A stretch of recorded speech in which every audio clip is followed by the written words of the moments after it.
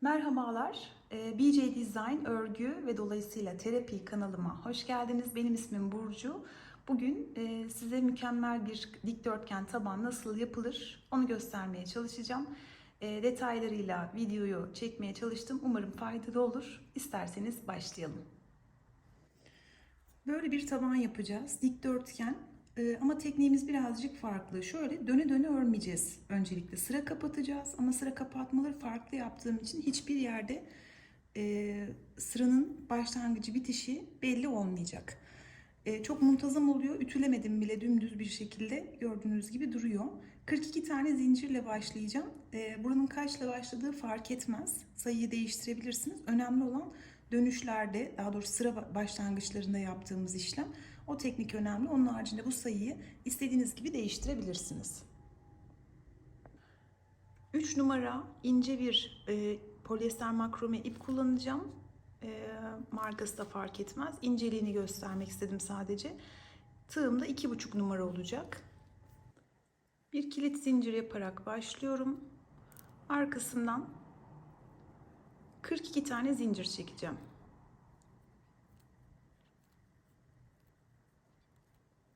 Son zinciri bırakıp bir öncekinden girerek hepsine birer tane sık iğne yapıyorum. Bakın dönüşlerde normalde 3 tane sık iğne olacak. Onu şu anda yapmıyorum. Her birine bir tane olacak şekilde sıra sonuna kadar sık iğne yapacağım. Tek kanat alıyorum. Gördüğünüz gibi ipimden kaynaklı. Eğer ipiniz ortası açılacağını düşünüyorsanız ortaya farklı bir yöntem de var. Üzerinden zincir tekniğiyle geçebiliriz. Veya burayı kapalı zincir olarak da çekebilirsiniz.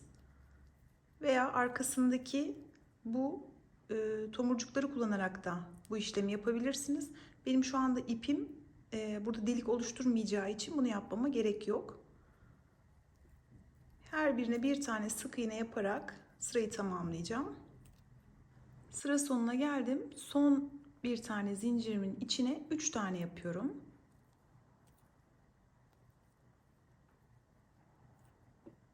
Aynı noktanın içine 3 tane yaparak döndüm. Şimdi yeniden bu tarafta karşıda bıraktığımız ilmeklerin içine girerek diğer tarafa kadar yine birer tane sık iğne yaparak geçeceğim. Şöyle dönüş yapmış oldum. Bu kuyruğu da arkada saklıyorum bu şekilde ve her birine bir tane sık iğne yaparak sıra sonuna kadar geliyorum. Sıra sonuna geldim. Başlarken burada ilk zincirin içinde bir tane sık iğne yapmıştık. Burada toplam 3 tane olması gerekiyor. Bir tanesini daha yapıyorum. 2 tane oldu şu anda. Şimdi son bir tane daha olması gerekiyor bu noktada. Burada sadece bir kez ip keseceğiz. Her sırada ip kesmeyeceğiz. Şimdi bu ipi birazcık uzun bırakıp şöyle bir yarım metre falan bırakıp ipi kesiyorum. İçinden çıkardım. Sıra birleştirmemi bu şekilde yapacağım. Böylelikle hiçbir görüntüde bozulma olmayacak.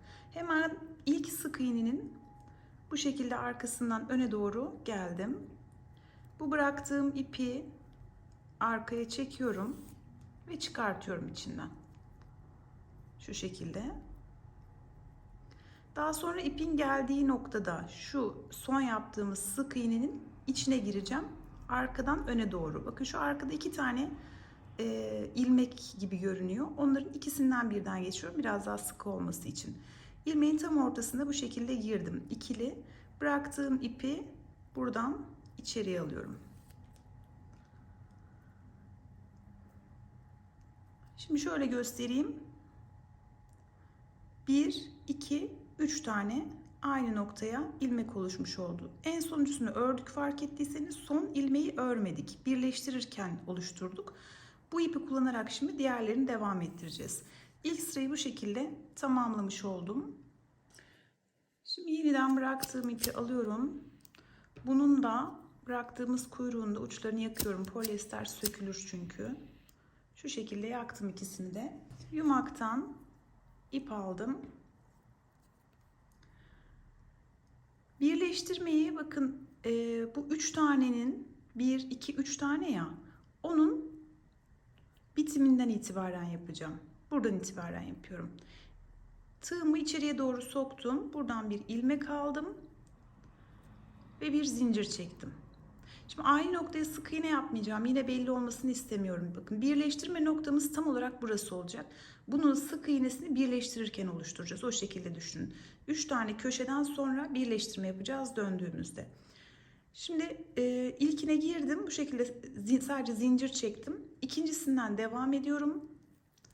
İp aldım. Sık iğne. Yani düz olan kısımdan başlamış oldum. İkinciyi yapıyorum. 3. Bu şekilde diğer tarafa kadar geleceğim. Düz bir şekilde örüyorum. Her birine bir tane olacak şekilde diğer köşeye kadar gidiyorum. Buradan başladım. Düz bir şekilde geldim. Son 3 tane sık iğnenin içine, burada birinci ve üçüncüye 3'er tane, ortadakine 1 tane yapacağız. Dikdörtgenlerde biliyorsunuz köşelerde 3'er tane yapılır. Ortada 1 tane yapılır. İlk sırada tabii. Daha sonrasında ortası artacak. İlkin içine giriyorum. 3 tane sık iğne yapıyorum aynı noktaya. 3 tane yaptım. Sıradakine 1 tane yapıyorum. Üçüncüsüne 3 tane yapıyorum.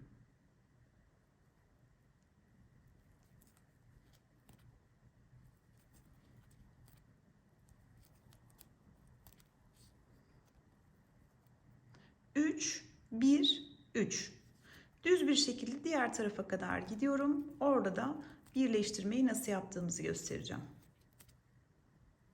Son 3 tane ilmeğin olduğu yere geldim. 1, 2, 3 tane. İpi bu yüzden kopardım. Buradan birleştirme yapacağım. Bu dönüşlerimiz aslında burayla tamamen aynı olacak. Yani birincisine ve üçüncüsüne 3'er tane, ortadakine de tek yaparak sırayı tamamlayacağım. 1, 2, 3 tane ilkine yaptım. Ortadakine tek yapıyorum. Sonuncusuna da 3 tane yapıyorum. Bunu oval tabanda da kullanabilirsiniz bu tekniği. Ona da muhteşem bir şekilde duruyor çünkü. Şimdi birleştirme yapacağım nokta söylemiştim. 3 taneden sonra artık köşeyi tamamen döndükten sonra bakın burası yukarıya çıktığımız ilmek. Benim birleştireceğim nokta da şurası. İlk sık iğne bu. Burada şu anda bir sık iğne yok. Yani şu ilmeğin sık iğnesi yok. Onu birleştirirken oluşturacağım. Ne yapıyorum? Şu son ilmeği geri alıyorum. Yani 3. sık iğnenin ilmeğini geri aldım. 2 tane elimde varken bunu bırakıyorum. Bu arkada bıraktığımız kuyruk vardı ya, kesik olan. Onu alıyorum. Onunla ilmeklerin içinden geçiyorum. Bu şekilde. Ve ipi ilmeklerin içinden tamamen çıkartıyorum.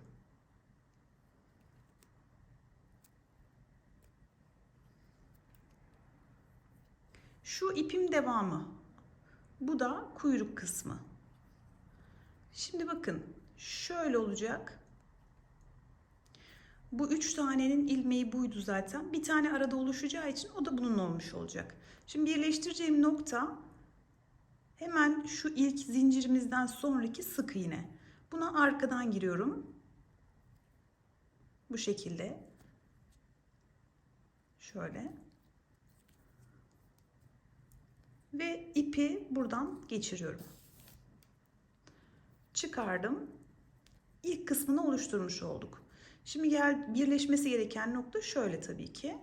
Dolayısıyla bu son yaptığımız sık iğneye bu sefer arkadaki ilmeklerinden giriyorum. Bakın 2 tane ilmek var burada. Bunlardan giriyorum.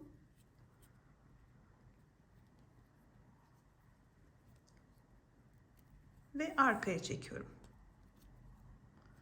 Şöyle bir bakalım. Birazcık da sıkıştırayım. Evet. Gördüğünüz gibi sıra başlangıcı sonu asla belli olmayacak şekilde birleştirmiş olduk. Şimdi 3. sıraya geçeceğim. Başlayacağım nokta yine, şimdi normalde bakın şuna döndüğümüzde 3 tane yapacağız ya. 3 yani üçlünün ortasındakine 3 tane yapacağız. Bu 3 tanenin hemen solundakinden başlıyorum. Buradan. ilmeğin içine bu şekilde girdim. Şimdi devamı olan iple, yani yumaktan olan iple kuyruğu burada bıraktım, bakın. Yumaktan olan ipi aldım. Kuyruk bekliyor. Buradan bir ilmek alıyorum ve zincir çekiyorum. Buna hava ilmeği deniyor galiba. Bu şekilde bekliyor. Yani tekrar aynı noktaya girip sık iğne yapmıyorum. Bu burada bekleyecek. Bunu dediğim gibi yine dönüşte birleştirme esnasında oluşturacağız. Bir sonrakinden normal sık iğne yaparak diğer tarafa kadar gidiyorum.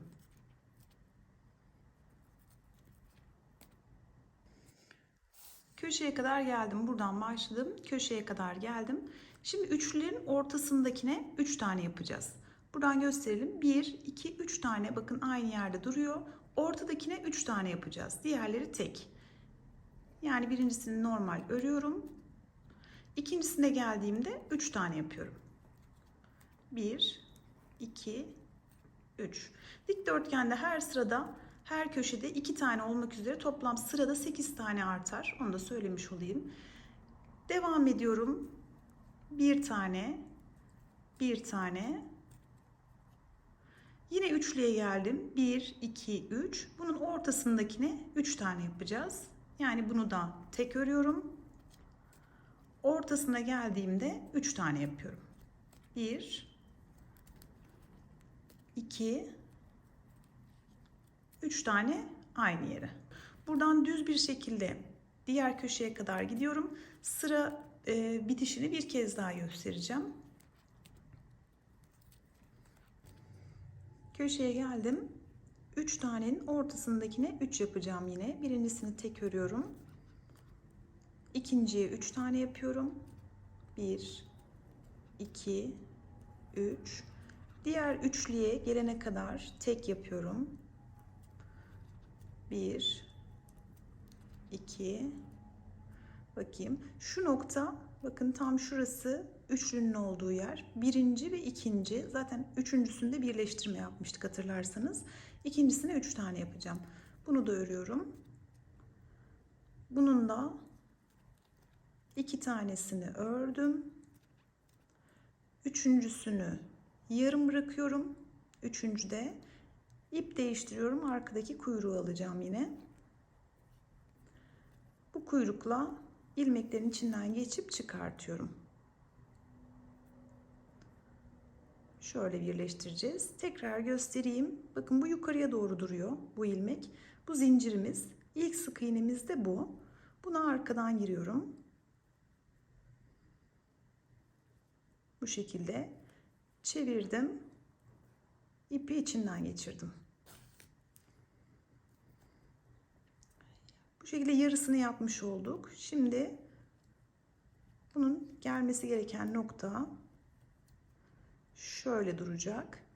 Yani bu ilmeğe, son yaptığımız sık iğneye ikili bir şekilde arkadan giriyorum.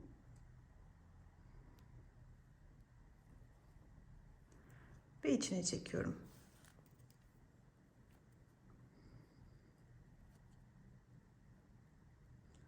Birazcık da sıkıştırayım. Tamamdır. Bakın gördüğünüz gibi hiç başlangıç bitiş hiçbir şekilde belli değil. İki tarafta aynı oluyor. Bu şekilde çok muntazam tabanlar yapabilirsiniz.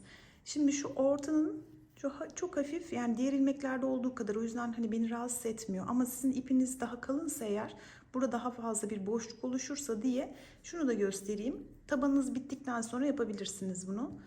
Şuradan ilk delikten içeriye doğru girip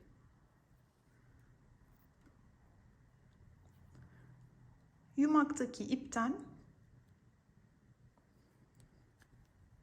bir ip alıp yukarıya doğru çekebilirsiniz. Daha sonra bir sonraki deliğe girip yine aşağıdan ip alıp yukarıya doğru çekin ve ipin içinden geçirin. İlmeğin içinden. Bir sonrakine girin. İp alıp yukarıya çekin ve içinden geçirin. Buna zincir tekniği diyoruz. Yukarıya doğru ipi çekip bu şekilde bu ortayı isterseniz kapatabilirsiniz. Bakın böyle. İsterseniz ortayı bu şekilde kapatabilirsiniz. Şimdi ipiniz daha kalınsa bir küçük nüans daha vereyim.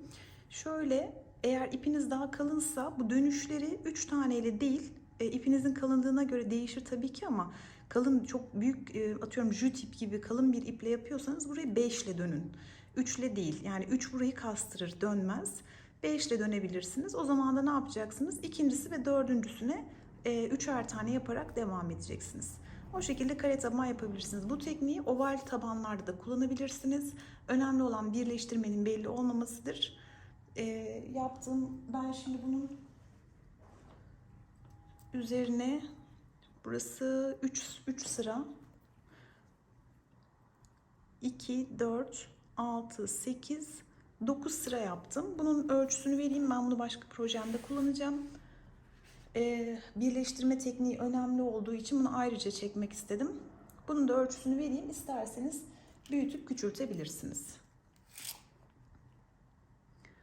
30, 9,5.